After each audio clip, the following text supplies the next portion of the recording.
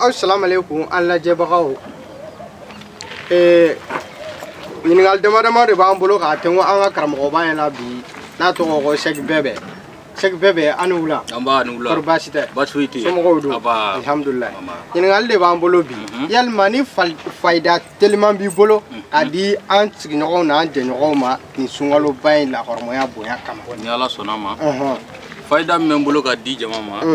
sunkalo selen don kosɛbɛ a musakako ka gɛlɛn kosɛbɛ I bɛ Segu Tabani dɔn kosɛbɛ n b'a dɔn Segu Tabani b'a wurudi 3,340 ni Ala sɔnna ma fiyewu I bɛ wari sɔrɔ kosɛbɛ o tɛmɛnen kɔ ka bɔ yen Manju Senbara I b'a wurudi 240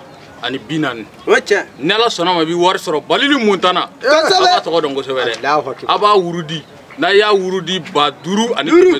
n'a ma wari sɔrɔ a bɛ na ko karamɔgɔ I tɛ foyi dɔn o tɛmɛnen kɔ ka bɔ n bɛ min kɛ ka kuncɛ n'o ye wura 12 ye Allahu akbar a da magara fɛn na n'i ye nin wurudi I b'a wurudi 12 de n'i y'a wurudi 12 n'i ma wari sɔrɔ yanni sunkalo cɛ I kana n ɲini min ka di ye a b'o kɛ na ne de ko nin fayida de tun bɛ n bolo k'a lase jama ma ayiwa an lajɛbaga jama silamɛw donc o de tun ye an ka bi ɲininkaliw ye a kɛ to bɔ ka sila ka jumɛn la wasa